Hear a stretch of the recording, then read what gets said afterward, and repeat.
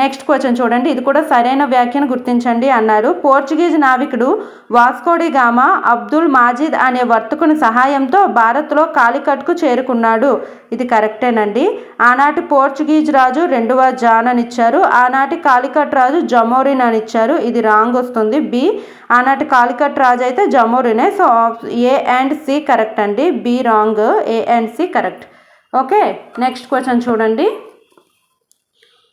అలహాబాద్ సంధి ఎప్పుడు జరిగిందండి? 1765 ప్రకారం క్రింది వానిలో సరైన వ్యాఖ్యలను గుర్తించండి అని అడిగారు. ఫస్ట్, అలహాబాద్ సంధి ప్రకారం బెంగాల్లో 1765లో ద్వంద్వ పాలన అనే విధానంను ప్రవేశపెట్టారు. కరెక్టేనండి. ద్వంద్వ పాలన ప్రకారం నిజామత్ పాలనను అంటే శాంతి భద్రతలను ఇంగ్లీష్ ఈస్ట్ ఇండియా కంపెనీకి, దివానీ పాలనను రెవెన్యూ నవాబుకు కట్టబెట్టారు. బెంగాల్లో ద్వంద్వ పాలనను 1772లో వారన్ హేస్టింగ్స్ రద్దు చేశాడు అని ఇచ్చారు. ఇక్కడ ఆన్సర్ ఏమవుతుందండి? సరైనవి అడిగారు. ఇక్కడ మనకి చూడండి సింపుల్ లాజిక్గా ఇచ్చారు. నిజామత్ పాలనను ఎవరికి ఇచ్చారండి? నవాబుకు కట్టబెట్టారు. శాంతి భద్రతలను రెవెన్యూ ఈస్ట్ ఇండియా కంపెనీ తీసుకుంది. ఇక్కడ ఆపోజిట్ ఇచ్చారు. సో బి అనేది రాంగ్ అవుతుంది. A and C correct. Okay, గుర్తుంచుకోండి. నెక్స్ట్ క్వశ్చన్ సరికానిది అడిగారు. 1739లో ఇరాన్ నెపోలియన్గా ప్రసిద్ధిగాంచిన నాదిర్ షా భారతదేశంపై దండెత్తాడు. కరెక్టేనండి, ఇది సరైందే. కర్నల్ వద్ద జరిగిన యుద్ధంలో నాదిర్ షా మొఘల్ చక్రవర్తి అహ్మద్ షాను ఓడించాడు. నాదిర్ షా భారతదేశంపై దండెత్తి కోహినూర్ వజ్రం మరియు నెమలి సింహాసనం దోచుకున్నాడు. మహమ్మద్ షా రంగీలా నెమలి సింహాసనంపై కూర్చున్న చివరి మొఘల్ చక్రవర్తి అని అడిగారు. ఇక్కడ స్టేట్మెంట్స్ 4 ఇచ్చారు. ఇది మనకి సరికానిది అడిగారు. ఇక్కడ చూడండి, కర్నల్ వద్ద జరిగిన యుద్ధంలో నాదిర్ షా ఏ చక్రవర్తిని ఓడించారండి? మహమ్మద్ షాని ఓడించారు. కానీ ఇక్కడ అహ్మద్ షా అని ఇచ్చారు. ఆన్సర్ ఇది అవుతుంది. సో మనం ఏం గుర్తుంచుకోవాలి?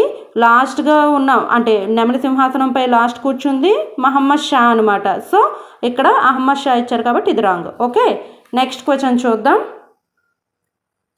క్రింది వాటిలో సరైన జతను గుర్తించుము అన్నారు. వారణాసి సంస్కృత కళాశాల Jonathan Duncan, Fort William College Wellesley, Calcutta Madrasa William Bentinck అని ఇచ్చారండి. ఇవి ఏవేవి సరైనవో గుర్తించండి అన్నారు. ఇవి రెండు కరెక్టేనండి. కలకత్తా మదర్సా ఎవరు కట్టించారండి? వారన్ హేస్టింగ్స్ కట్టించారు. సో ఏబి అనేది కరెక్ట్. వారన్ హేస్టింగ్స్ కట్టించారు. ఓకే, క్రింది వానిలో 1857 తిరుగుబాటుకు కారణము కానిదేది అని అడిగారు నెక్స్ట్ క్వశ్చన్లో. ఓకే, కారణం కానిదేది అని చూడండి. ఎన్ఫీల్డ్ తుపాకుల వివాదం, డల్హౌసీ రాజ్య సంక్రమణ సిద్ధాంతం, ఆంగ్లేయుల ఆర్థిక దోపిడీ విధానం, ఆంగ్లేయులు ప్రవేశపెట్టిన ఆధునిక రవాణా సమాచార వ్యవస్థలు అని ఇచ్చారండి. ఇక్కడ మనకు ఆన్సర్ ఏమవుతుందండి? 3 మెయిన్ రీజన్సే అండి. సో ఇది అంత పెద్ద రీజన్ కాదు. సో ఆప్షన్ 4 ఈజ్ కరెక్ట్ ఇక్కడ. ఓకే, నెక్స్ట్ క్వశ్చన్ చూద్దాం. తెబాగా ఛాయ్ ఉద్యమం గురించి సరైనది వివరించండి అని అడిగారు. తెబాగా ఛాయ్ ఉద్యమం ఓకే, ఇది బెంగాల్ ప్రాంతంలో జరిగిన రైతు ఉద్యమం. ఈ ఉద్యమంలో చారు మజుందార్ పాల్గొన్నారు. రైతులు తాము పండించిన పంటలో జమీందారులకు 1/3 వంతు మాత్రమే కౌలుగా ఇచ్చి మిగతా తెబాగా వంతును అంటే 2/3 వంతును తమ వద్దే ఉంచుకుంటామని కోరుతూ ఉద్యమాన్ని చేపట్టారు. ఇక్కడ ఈ 3 ఆప్షన్స్ కరెక్టేనండి, గుర్తుంచుకోండి, చాలా ఇంపార్టెంట్. Okay, next question. క్రింది వానిలో సరైన వ్యాఖ్యలను గుర్తించండి అన్నారు.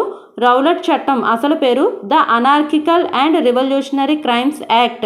కరెక్టేనండి. రౌలట్ యాక్ట్ ద్వారా పోలీసులకు వారెంట్ లేకుండా ఎవరినైనా అరెస్ట్ చేసి వారిని న్యాయస్థానాల్లో హాజరుపరచకుండా ఎంతకాలమైనా నిర్బంధించే అధికారాలు కల్పించబడ్డాయి. ఇది కరెక్టేనండి. సి చూడండి, రౌలట్ చట్టానికి వ్యతిరేకంగా 1919 మార్చి 13న అమృత్సర్లోని జలియన్ వాలా బాగ్లో కాంగ్రెస్ పార్టీ నిర్వహించిన ఒక బహిరంగ సభలో జరిగిన కాల్పులలో దాదాపు 1000 మంది చనిపోయారు.